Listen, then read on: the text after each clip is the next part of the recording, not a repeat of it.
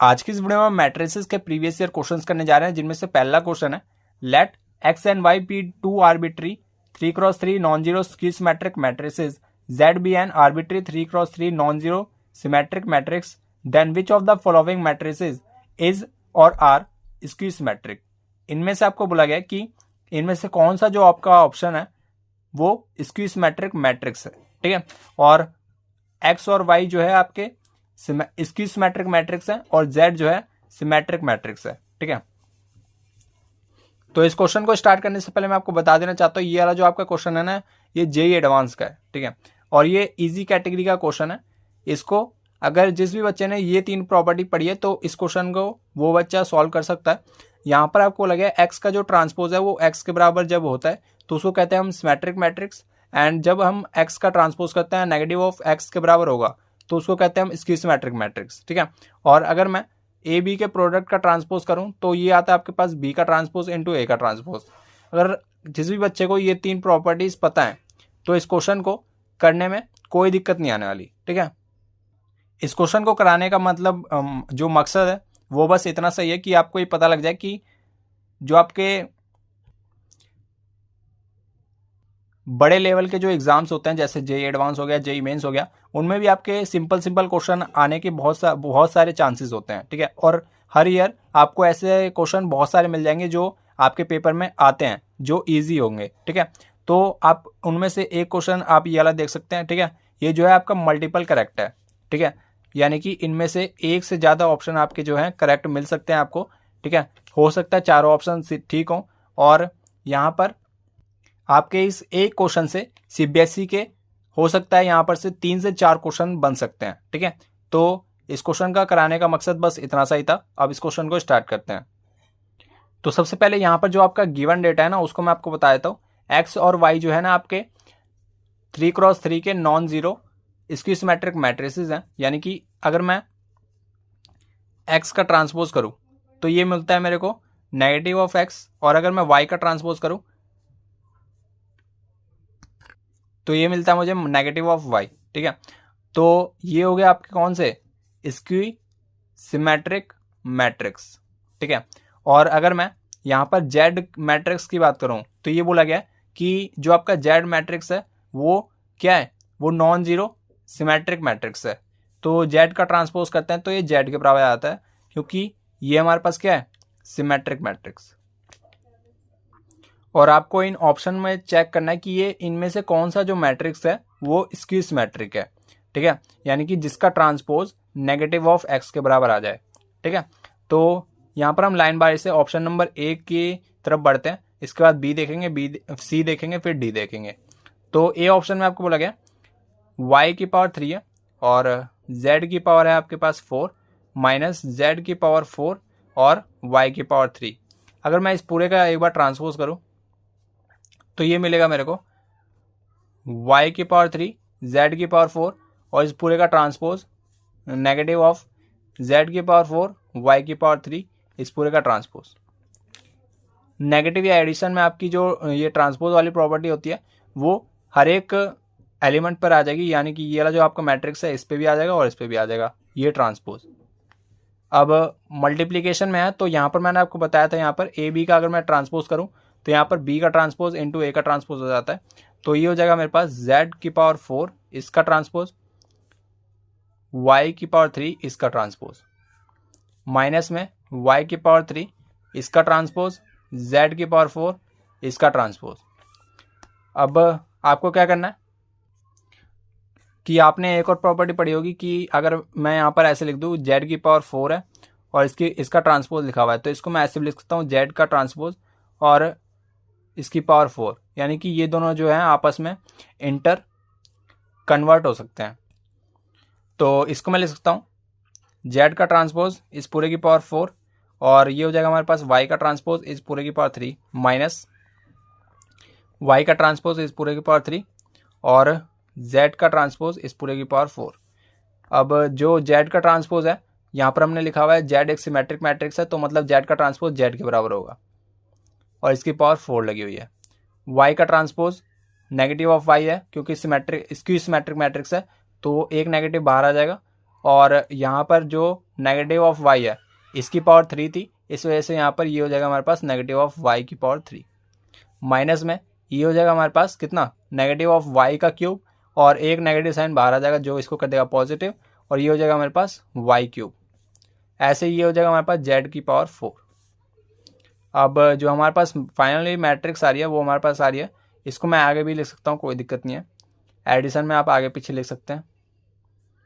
y की power 3 Z की power 4 minus Z की पावर 4 वाई क्यूब, ठीक है। और जो हमारे पास स्टार्टिंग में था क्या वो इसके बराबर है, तो ये दोनों जो हैं आपस में क्या हो जाएंगे, ये दोनों आपस में हो जाएंगे सिमेट्रिक मैट्रिक्स। तो ये तो है आपके पास सिमेट्रिक मैट्रिक्स, सिमेट्रिक मैट्रिक्स है, तो मतलब ये तो हमारा आंसर नहीं हो सकता। क्यों नहीं हो सकता, क्योंकि हमें यहाँ पर स्क्यू सिमेट्रिक मैट्रिक्स बताना था। अब चलते हैं यहाँ पर ऑप्शन नंबर बी पर, x की पावर 44 प्लस y की पावर 44। तो बी ऑप्शन के ऊपर हम आ गए और इसका ट्रांसपोज कर देते हैं। यहाँ पर इसका ट्रांसपोज जैसे किया, यहाँ पर हो गया हमारे पास कितना, x की पावर 44 इसका ट्रांसपोज, और यहाँ पर y की पावर 44 और इस पूरे का ट्रांसपोज। अब ये जो ट्रांसपोज है ये अंदर आ जाएगा और 44 बाहर चला जाएगा, तो मतलब x का ट्रांसपोज इस पूरे की पावर 44, और ये हो जाएगा हमारे पास y का ट्रांसपोज इस पूरे की पावर 44। अब यहाँ पर ये जो इसका ट्रांसपोज है x का ट्रांसपोज वो है नेगेटिव ऑफ x, क्योंकि ये स्क्यू सिमेट्रिक मैट्रिक्स है, ये भी स्क्यू सिमेट्रिक मैट्रिक्स है, तो y का ट्रांसपोज नेगेटिव ऑफ y के बराबर आ जाएगा। और यहाँ पर इन दोनों की पावर कैसी है, इवन है, तो मतलब इसको ये पॉजिटिव कर देंगे, तो x की पावर 44 प्लस y की पावर 44, तो मतलब ये जो है इसी के बराबर आ गया। तो ये हमारे पास कौन सा मैट्रिक्स आ जाएगा, ये हो जाएगा हमारे पास सिमेट्रिक मैट्रिक्स। तो मतलब बी ऑप्शन भी हमारा रिजेक्ट हो जाएगा, क्योंकि हमें क्वेश्चन में बोला गया था कि आपको ना स्क्यू सिमेट्रिक मैट्रिक्स आपको यहाँ पर आइडेंटिफाई करना है, ठीक है। तो ये हो गया हमारे पास सिमेट्रिक मैट्रिक्स, और हमें स्क्यू सिमेट्रिक मैट्रिक्स बताना था, तो मतलब ये हमारा आंसर नहीं हो सकता। सी ऑप्शन की तरफ बढ़ते हैं। यहाँ पर आपको लगा x की पावर 4 जेड का क्यूब माइनस जेड का क्यूब x की पावर 4। सी ऑप्शन में आपको क्या बोला गया था, ये बोला गया था x की पावर 4 जेड का क्यूब माइनस जेड का क्यूब x की पावर 4। तो स्टार्ट हो जाते हैं। यहाँ पर ये हो गया इसका ट्रांसपोज,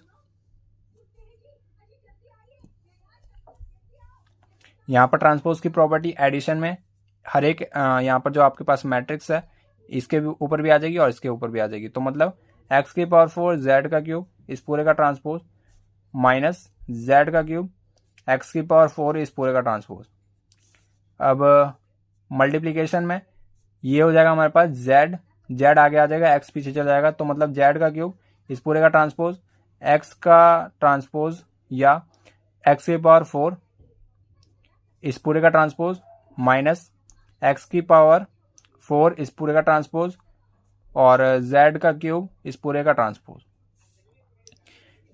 यहाँ पर पावर आपस में इंटरचेंज हो जाएंगी, तो मतलब ये हो जाएगा हमारे पास z का ट्रांसपोज इस पूरे का क्यूब, x का ट्रांसपोज इस पूरे की पावर 4 माइनस x का ट्रांसपोज इस पूरे की पावर 4, z का ट्रांसपोज इस पूरे की पावर 3।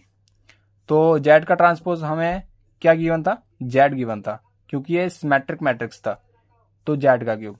ये हो जाएगा मेरे पास नेगेटिव ऑफ x, और इस पूरे की पावर कितनी है 4, तो मतलब इसको पॉजिटिव कर देगा, x की पावर 4 हो जाएगा। माइनस में ये हो जाएगा मेरे पास x की पावर 4, क्योंकि ये कैसा है स्क्यू सिमेट्रिक मैट्रिक्स है, तो नेगेटिव ऑफ x हो जाएगा इसकी जगह पे, और इसकी पावर 4 है यानी कि इवन पावर है, इवन पावर इसको पॉजिटिव कर देगा, और ये हो जाएगा मेरे पास कितना, ये हो जाएगा मेरे पास पॉजिटिव ऑफ z की पावर 3। अब क्या ये आपस में इक्वल दिख रहे हैं, आपने बोला नहीं, इसमें एक नेगेटिव साइन का जो है एक फैक्टर चल रहा है, तो ये हो जाएगा आपके पास नेगेटिव, ये हो जाएगा आपके पास पॉजिटिव।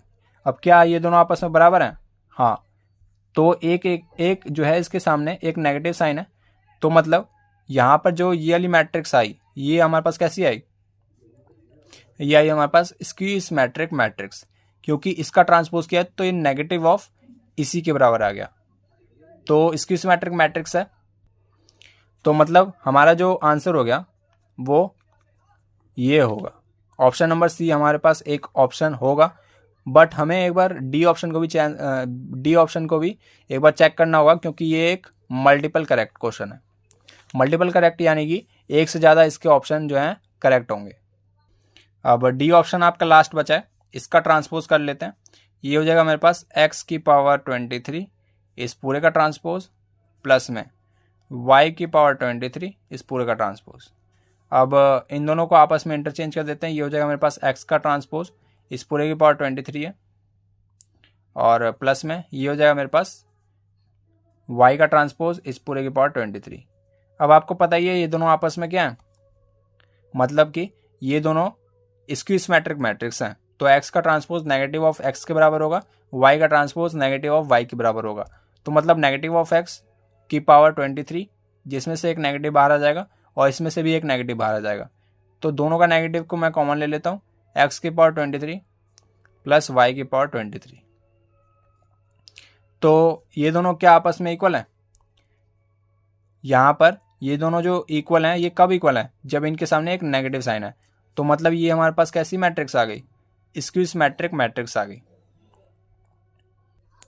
तो मतलब यह जो आपका ऑप्शन है ये आपके पास करेक्ट आंसर हो जाएगा, क्योंकि ये स्क्यू सिमेट्रिक मैट्रिक्स है। तो ऑप्शन नंबर सी और ऑप्शन नंबर डी जो है हमारे पास राइट आंसर होंगे।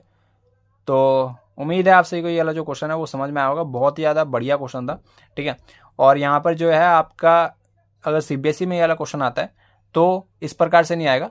थोड़ा इसमें से जो मान लो आपसे एक पहला ऑप्शन पूछ लिया, सेकंड ऑप्शन पूछ लिया, तो एक क्वेश्चन से आपको मल्टीपल जो कंसेप्ट है वो रिवाइज हो जाएंगे, ठीक है। अगर आपने इसको अपने आप से किया था तो एक बार कमेंट सेक्शन में जरूर से बताना। और बाकी अगले क्वेश्चन की तरफ मूव करते हैं। सेकंड क्वेश्चन की बात करें तो यहाँ पर आपके पास बहुत ही ज़्यादा सिंपल सा क्वेश्चन है। यहाँ पर आपको मैट्रिक्स मल्टीप्लिकेशन का क्वेश्चन है, और यहाँ पर इन दोनों को आपस में इक्वल कर दिया गया, और यहाँ पर आपको एक्स की वैल्यू फाइंड करनी है, ठीक है। तो स्टार्ट करते हैं।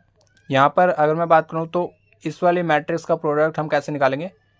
इसका मल्टीप्लिकेशन इस वाली रो का मल्टीप्लिकेशन इस वाले कॉलम से कर देंगे, और इस वाले रो का मल्टीप्लिकेशन इस वाले कॉलम से कर देंगे, ठीक है। ये आ जाएगा हमारे पास 5x माइनस का 2, और जीरो की किसी से मल्टीप्लिकेशन करते हैं तो जीरो आ जाता है। ये हो जाएगा हमारे पास -6, ये हो जाएगा मेरे पास +x। सॉल्व कर लेते हैं थोड़ा सा। ये हो जाएगा मेरे पास कितना 4x हो गया, और ये हो गया मेरे पास -6 प्लस का 2, तो ये हो गया मेरे पास -4। x की वैल्यू मिल रही होगी -1।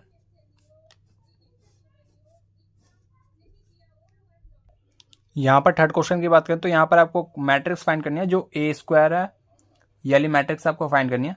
और a जो आपका एलिमेंट है या मैट्रिक्स है, सॉरी मैट्रिक्स है, उसके जो एलिमेंट है वो ऐसे डिफाइंड है, ठीक है।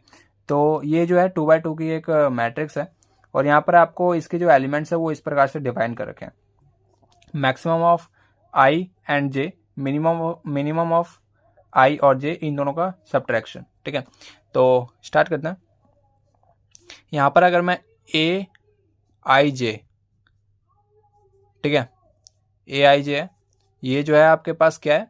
ये आपके पास a मैट्रिक्स है, ठीक है। तो अगर मैं यहाँ पर इसके एलिमेंट्स की बात करूँ a के, तो ये आ जाएगा हमारे पास A11, ये जो है आपके पास first row and first column है। A12 first row and second column, A21 second row and first column, A22 second row and second column, ठीक है। तो मतलब कि यहाँ पर आपके पास A मैट्रिक्स इस प्रकार से मिल जाएगी।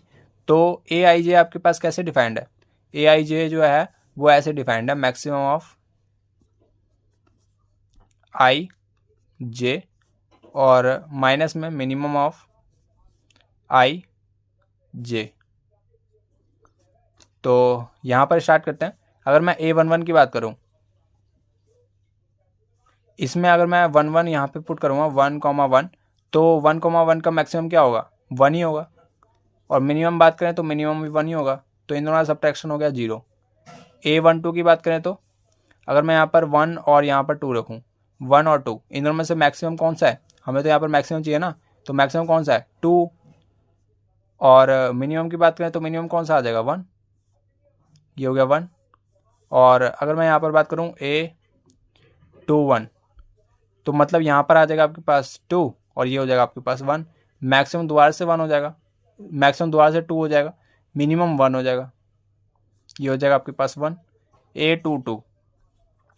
अगर मैं यहाँ पर 2 की बात करूँ तो 2, 2 मैक्सिमम हो जाएगा आपके पास 2, मिनिमम भी हो जाएगा 2, ये आ जाएगा आपके पास 0। तो फाइनली ए मैट्रिक्स आपके पास क्या बनेगी, ये हो जाएगा आपके पास 0 1 1 0। ए मैट्रिक्स आ गई। हमें तो ए स्क्वायर बताना था, तो मतलब ऐसे ही दोबारा से मल्टीप्लीकेशन कर दो, मल्टीप्लीकेशन कर लेते हैं। इसका क्या आ जाएगा 0 1, तो 1 आ गया, 0 0 0 आ गया, 0 और ये भी 0, और यह आ जाएगा आपके पास 1 + 0, तो 1 आ गया। तो ये आपके पास इस प्रकार से 2x2 की एक आइडेंटिटी मैट्रिक्स आ गई। तो मतलब ये आपके पास यहाँ पर इसका आंसर हो जाएगा। ठीक है, अगले क्वेश्चन की बात करें तो यहाँ पर आपको बोला गया है एक आपके पास ए मैट्रिक्स है जो बोला गया है एक स्क्यू सिमेट्रिक मैट्रिक्स है, यानी कि ए का जो ट्रांसपोज है ना वो नेगेटिव ऑफ ए के बराबर है। ठीक है, अगर मैं ए का ट्रांसपोज करता हूँ, इस वाले मैट्रिक्स का मैंने कर दिया यहाँ पर ट्रांसपोज, तो ये मिलेगा हमें क्या 0 -5x -1। ट्रांसपोज का एक्चुअल में मीनिंग क्या होता है कि मतलब जो हमारी कॉलम है उसको रो में बदल दो और रो जो है उसको कॉलम में बदल दो, बस इतनी सी कहानी है। ठीक है, तो मतलब ये हो गया हमारे पास 0 -5x -1, इसको हम रो में लिख देंगे, कॉलम को रो में लिख देंगे, सेकेंड कॉलम को हम सेकेंड रो में लिख देंगे, थर्ड कॉलम को हम थर्ड रो में लिख देंगे। तो ये हो जाएगा 170, ये हो जाएगा मेरे पास कितना x² प्लस में 6, x² माइनस में 9 एंड माइनस में 7।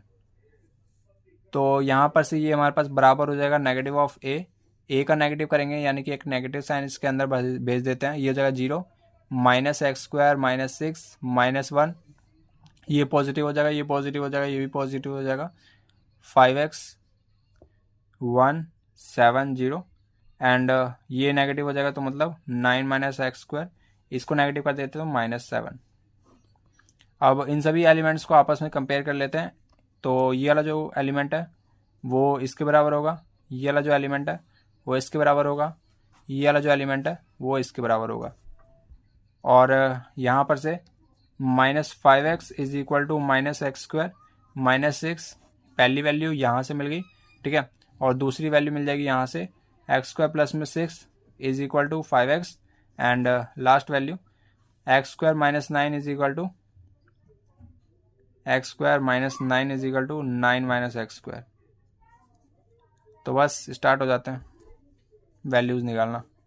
यहाँ पर ये हो जाएगा मेरे पास कितना, नेगेटिव साइन को कॉमन लेके काट देते हैं, ये हो जाएगा मेरे पास x² प्लस में 6 और ये प्लस का 5x, तो इधर आके माइनस का 5x इज इक्वल टू 0। तो x² माइनस का इसके फैक्टर कर लेते हैं, ये कितना हो जाएगा -3x -2x प्लस में 6 बराबर 0। तो मतलब x कॉमन लिया, x -3 एक ब्रैकेट में, और -2 कॉमन लिया तो x -3 is equal to 0, x is equal to 2 and x is equal to 3। यहाँ से बात करें तो x² -5x प्लस में 6 इज इक्वल टू 0, एग्जैक्टली दो वैल्यूज आएंगी जो यहाँ पर आई 2, 3। और यहाँ पर देख लेते हैं, यहाँ पर जो है x² 2x², ये हो जाएगा मेरे पास 18 एंड x² की बात करें तो 9, x की वैल्यू की बात करें तो +-3।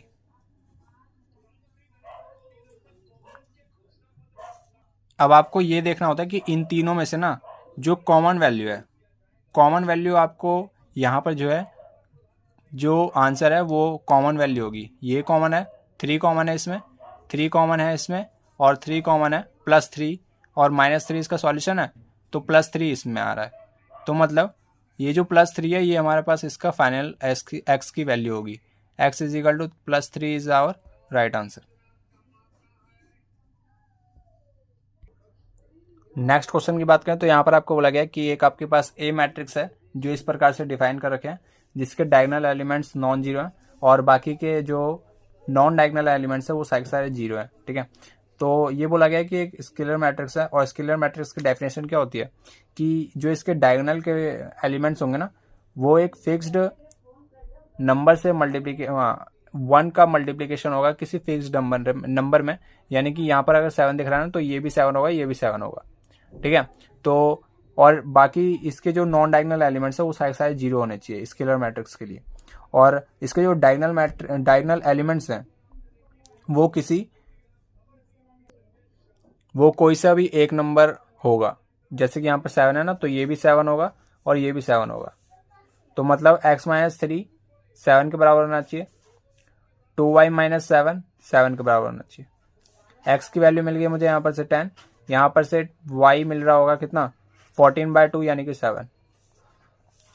हमें यहाँ पर x + y रिपोर्ट करना था, यानी कि 10 + 7 जो कि होता है हमारे पास 17। अगले क्वेश्चन की बात करें तो यहाँ पर आपको लगा इस वाली मैट्रिक्स का जो इन्वर्स है वो ये वाली मैट्रिक्स है, और यहाँ पर आपको लैम्डा बताना है, ठीक है।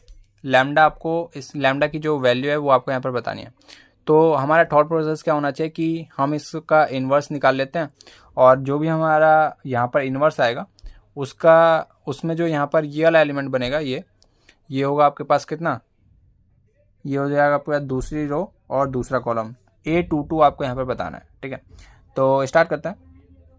यहाँ पर अगर मैं इन्वर्स की बात करूँ, इसको अगर मैं A मैट्रिक्स कह देता हूँ, ठीक है, A मैट्रिक्स है अगर ये, तो A इन्वर्स मैं कैसे निकालूंगा 1/डिटर्मिनेंट ऑफ A, और यहाँ पर जो है आपके पास क्या आ जाएगा एडजॉइंट ऑफ A, ठीक है। तो यहाँ पर सबसे पहले डिटर्मिनेंट ऑफ A निकालना मेरे लिए सही रहेगा। तो सबसे पहले इसका डिटर्मिनेंट निकाल लेते हैं। ये हो जाएगा आपके पास, यहाँ पर मैं इस वाली रो से इसको एक्सपेंड कर देता हूँ, तो ये आ जाएगा आपके पास -1,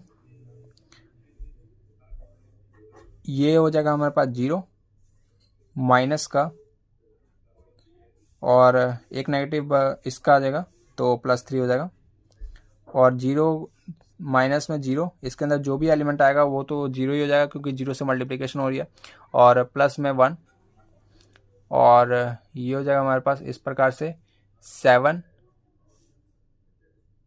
इंटू में -3, माइनस माइनस प्लस तो एक नेगेटिव फॉर्मूले वाला, तो -3। ये हो जाएगा मेरे पास A का डिटर्मिनेंट आ रहा होगा कितना -3, ये हो रहा है मेरे पास 4, A का डिटर्मिनेंट आ गया मेरे पास +1। और अब मैं इसका एडजॉइंट निकाल लेता हूँ। तो एडजॉइंट मैं कैसे निकालूंगा, यहाँ पर मैं लिख लेता हूँ A11, और सबसे पहले मैं यहाँ पर क्या करता हूँ ना A11 निकाल लेता हूँ। तो A11 कैसे निकलेगा, A11 के लिए मुझे इसको ऐसे करके इसको छुपाना पड़ेगा, तो ये हो जाएगा मेरे पास 1 - 0, तो 1 आ गया। A12 निकाल लेते हैं, A12 आ जाएगा मेरे पास ये गया और ये गया, तो मतलब -1 0, तो -1 आ जाएगा। -3 की बात करें तो ये आ जाएगा आपके पास A13 की बात करें तो A13 मिल रहा होगा, इसको छुपाया ये हो गया मेरे पास 0 -1, तो मतलब +1 हो जाएगा, +1। और इसके बाद हो गया मेरे पास A21, ये गया -3 -0, तो मतलब -3 आ जाएगा। A22, अब A22 निकाल लेते हैं, ये हो गया मेरे पास 7 -3, तो मतलब 4 हो गया। A23 निकाल लेते हैं, ये हो गया मेरे पास ऐसे, इसको छुपाया 0 -3, तो मतलब -3 आ गया। A31, ये गया 0 -3, तो माइनस प्लस हो गया, +3 हो गया। A32, तो मतलब 0 -3। A33 7 -3, तो मतलब 4 हो गया, ठीक है। अब यहाँ पर हम क्या करते हैं, इन सभी के जो नेगेटिव साइन है उनको हम सेट कर देते हैं। कैसे, अगर इनके जो यहाँ पर नंबर लिखे हुए हैं 1 1 1 3 1 2 1 3, अगर इनका जो सम है वो अगर इवन आ रहा है तो मतलब ये पॉजिटिव रहेंगे, अगर ये ऑड आ रहा है तो ये हो जाएगा मेरे पास, इसके आगे एक नेगेटिव साइन आ जाएगा इन सभी के आगे। कैसे, ये अगर इवन आ रहा है तो इसको एग्जैक्टली ऐसे ही रहने देंगे। इन दोनों का सम आ रहा है मेरे पास 3, तो मतलब ऑड है, ऑड है तो इसको एक नेगेटिव साइन देके इसको पॉजिटिव कर देंगे। ये हो जाएगा मेरे पास 4, तो 4 है तो इवन नंबर है तो इसको एज इट इज रहने देंगे। ये आ रहा है मेरे पास 3, 2 + 1 3, तो मतलब एक नेगेटिव साइन आ जाएगा। ये हो जाएगा मेरे पास 4, तो ये एग्जैक्टली ऐसे ही रहेगा। ये हो जाएगा मेरे पास 5, तो मतलब एक पॉजिटिव एक नेगेटिव साइन इसका आएगा। और यहाँ पर आ जाएगा आपके पास 4 5, तो इसको पॉजिटिव कर देगा। ये हो जाएगा मेरे पास 6, तो एग्जैक्टली सेम रहेगा। एडजॉइंट ऑफ ए मिल रहा होगा मेरे पास। इन सभी का ट्रांसपोज करने के लिए ना मैंने एक फॉर्मेट बना रखा है कि मतलब इस फॉर्मेट से करते हो ना तो आपको ट्रांसपोज करने की जरूरत नहीं होती। आप इसको एग्जैक्टली ऐसे टेप दें, इसको ऐसे ही और इसको ऐसे ही, तो ऑटोमेटिकली आपके पास एडजॉइंट ए मिल जाएगा। 3 4 3 3 3 4। अब आप कंपेयर कर सकते हैं। A22 हमें आइडेंटिफाई करना था और यहाँ पर A इनवर्स भी आपके पास यही आएगा, एडजॉइंट ऑफ ए, क्योंकि इसका डिटरमिनेंट भी 1 आ रहा है, तो मतलब जो भी होगा हमारे पास एडजॉइंट ए ही होगा। तो एडजॉइंट ए ये रहा हमारे पास 1 1 1 2 3 4 3 3 3 4, तो मतलब A22 ये हो रहा है 4, और ये हमें आइडेंटिफाई करना था क्वेश्चन में कि लैम्डा क्या आएगा A22, तो मतलब ये आ गया मेरे पास 4 इज आवर राइट आंसर। तो यहाँ पर से आपको समझ में आएगा कि कैसे हम इनवर्स निकालते हैं किसी मैट्रिक्स का। ठीक है, कई बार इस पे क्वेश्चन पूछ लिया गया, और ये जो है आपका इसी साल का जो आपका पेपर हुआ था ना 2024 में, तो CBSE का ये आपका पेपर था और उसी पेपर का ये क्वेश्चन है। नेक्स्ट जो आपका क्वेश्चन है बहुत ही सिंपल सा रहेगा। यहाँ पर आपको एक्स मैट्रिक्स फाइंड करनी है। एक आपके पास मैट्रिक्स है जो एक्स से रिप्रेजेंट किया गया है, तो यहाँ पर इस प्रकार से आपके पास एक कंडीशन दे रखी है और यहाँ पर आपको एक्स मैट्रिक्स फाइंड करना है। ठीक है, तो इसको मैं थोड़ी देर के लिए बोल देता हूँ ए और इसको मैं बोल देता हूँ बी। बोलने से हुआ क्या, यहाँ पर जो एक्स इंटू ए है ये बी के बराबर है। अगर मैं दोनों तरफ ए इनवर्स ले लेता हूँ, पोस्ट मल्टीप्लाई, प्री मतलब होता है पहले, पोस्ट मतलब होता है बाद में, तो मतलब मैं यहाँ पे बोल रहा हूँ post multiply by A inverse. तो यहाँ पर मैंने किया post multiply by A inverse. यहाँ पर प्री मतलब होता है पहले, और प्री बोलता तो पहले आ जाता ए इनवर्स, मैंने बोला post multiply by A inverse, तो मतलब बाद में आएगा ए इनवर्स। और यहाँ पर आ गया आपके पास बी इंटू ए इनवर्स, यहाँ पर भी बाद में आएगा, यहाँ पर भी बाद में आएगा। ऑर्डर जो है बहुत ही ज़्यादा इंपॉर्टेंट है मैट्रिक्स में। अगर आपने ऑर्डर का ध्यान दे लिया तो मतलब आपके मैक्सिमम क्वेश्चंस आपके मैट्रिसेस के हो जाएंगे। ठीक है, बहुत सारे बच्चे क्या करते हैं यहाँ पर ए इनवर्स आगे लिख देते हैं, यहाँ पर पीछे लिख देते हैं, तो ये गलती हो जाती है। तो ए इंटू ए इनवर्स आई होता है, यानी कि आइडेंटिटी मैट्रिक्स। तो ये हो जाएगा आपके पास X is equal to B into A inverse. तो अब जो है एक्स मैट्रिक्स के लिए हमें क्या करना होगा, ए इनवर्स निकालना होगा। बी तो हमें पता ही है, ए इनवर्स नहीं पता, तो ए इनवर्स निकाल लेते हैं। ए इनवर्स हम कैसे निकालेंगे, तो सबसे पहले मैं इसका डिटरमिनेंट निकाल लेता हूँ। ए मैट्रिक्स का अगर मैं डिटरमिनेंट निकालूं तो ये हो जाएगा मेरे पास 3 - 10, ये हो जाएगा मेरे पास -7। ठीक है, तो -7 हो गया। अब यहाँ पर से हम क्या करते हैं, ये इसका डिटरमिनेंट मिल गया, और अगर मैं इसका एडजॉइंट निकालता हूँ तो ए इनवर्स मिल जाएगा मुझे 1 बाय डिटरमिनेंट ऑफ ए, जो कि हो जाएगा 1 बाय -7। एडजॉइंट हो जाएगा मेरे पास। एडजॉइंट के लिए एक शॉर्ट ट्रिक होती है 2x2 मैट्रिक्स के लिए, क्या होती है कि इन दोनों को आपस में इंटरचेंज कर देते हैं। 3 1 को ऐसे लिख देते हैं, इन दोनों को आपस में इंटरचेंज कर दिया, और इन दोनों को साइन जो है अपोजिट कर देते हैं। प्लस है तो माइनस, माइनस है तो प्लस, तो ये प्लस है इसको -2 कर दिया, ये प्लस है इसको -5 कर दिया। तो इस प्रकार से आपकी जो है ये जो शॉर्टकट है एडजॉइंट निकालने के लिए वो लगता है। तो ए इनवर्स आ जाएगा मेरे पास -7 को अंदर भेज 1 बाय -7 को अंदर भेज देते हैं, तो 3/7 हो जाएगा, एक नेगेटिव साइन आगे, और ये आ जाएगा आपके पास 2/7, 5/7 और -1/7। तो यहाँ पर एक्स मैट्रिक्स हमें यहाँ पे मिल रहा होगा, बी मैट्रिक्स है 5 10 2 0, और ए इनवर्स आया मेरे पास कितना, ये आया मेरे पास -3/7, -3/7, 2/7 और 5/7, और ये हो गया मेरे पास -1/7। अब बस आपको मल्टीप्लिकेशन करना है और आपका आंसर आपके सामने। ये हो जाएगा मेरे पास -15/7 और ये हो जाएगा मेरे पास 50/7। तो -15 और 50, तो 50 में से अगर 15 गए तो ये मेरे पास शायद 35 होता है ना। 35/7 तो मतलब 5। ऐसे ही यहाँ पर ये हो जाएगा मेरे पास 10/7 और ये -10/7। 10/7 -10/7 0 होता है। और ये हो गया मेरे पास -6/7 और ये हो गया 0, तो मतलब -6/7।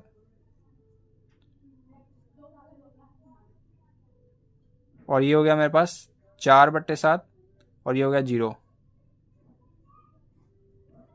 ठीक है, तो ये मेरे पास आ जाएगी एक्स मैट्रिक्स। 8 क्वेश्चन की बात करें तो यहाँ पर आपको लगा ए इंटू में एडजॉइंट ऑफ ए और ये इसके बराबर है, तो आपको यहाँ पर डिटर्मिनेंट ऑफ ए बताना है। ठीक है, तो यहाँ पर हमारा थॉट प्रोसेस क्या होगा कि दोनों तरफ हम डिटर्मिनेंट ले लेते हैं। तो डिटर्मिनेंट से होगा क्या कि यहाँ पर ये जो आपके पास ये जो एलिमेंट्स हैं या ये जो आपके मैट्रिक्स हैं, सॉरी, तो ये हो जाएगा आपके पास ए इंटू में एडजॉइंट ऑफ ए। इसका हमने डिटर्मिनेंट ले लिया और यहाँ पे भी राइट हैंड साइड पे हम इसका डिटर्मिनेंट ले लेते हैं।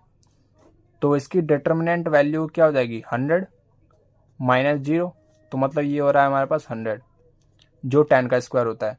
और यहाँ पर से ये हो गया मेरे पास डिटर्मिनेंट की प्रॉपर्टी होती है कि अलग अलग मैट्रिक्स को हम अलग अलग कर सकते हैं और उनका इंडिविजुअल अगर हम मैट्रिक्स का जो डिटर्मिनेंट है वो निकाल लेते हैं तो उनके जो प्रोडक्ट का डिटर्मिनेंट आएगा वो सेम आएगा, इज इक्वल टू 10⁻²। ए का जो डिटर्मिनेंट है वो आपके पास क्या आएगा, वो ए का डिटर्मिनेंट ही आएगा।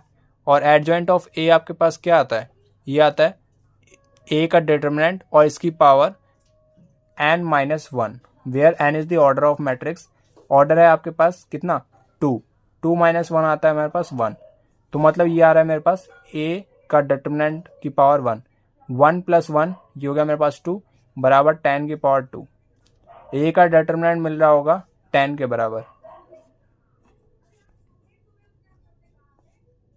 10 is our right answer. Next question है, यहाँ पर आपको इवेल्युएट करना है इसको।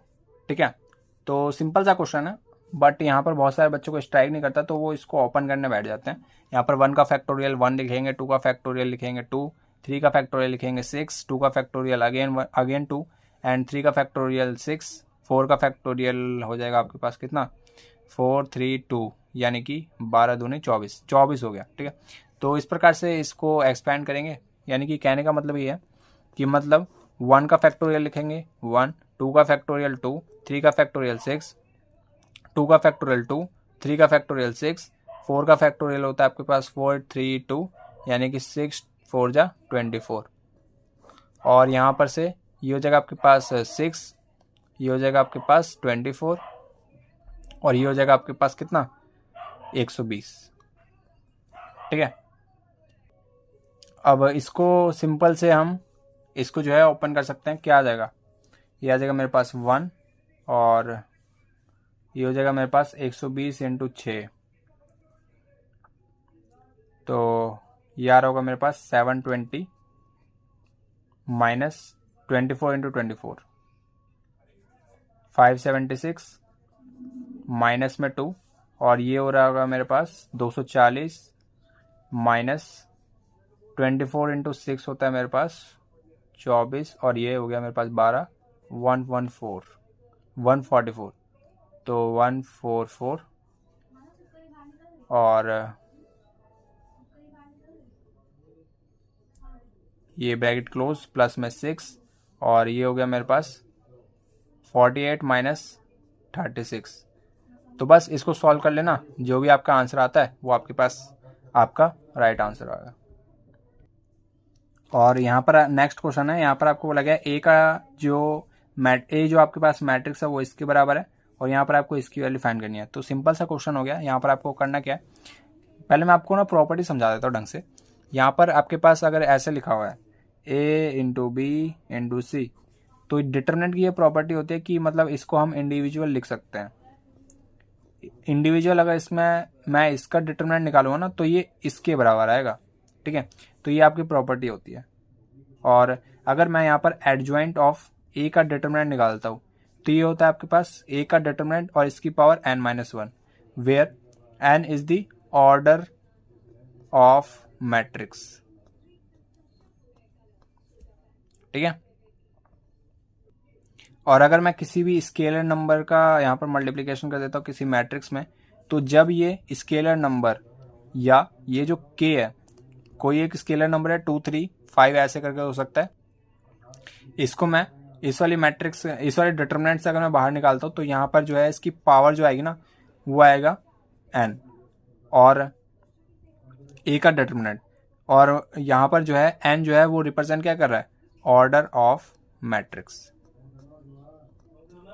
तो इतनी प्रॉपर्टी बहुत है यहाँ पर। अब बस इसको हम सॉल्व कर लेते हैं। ये हो जाएगा मेरे पास a का डिटरमिनेंट और एडजॉइंट ऑफ a का डिटरमिनेंट।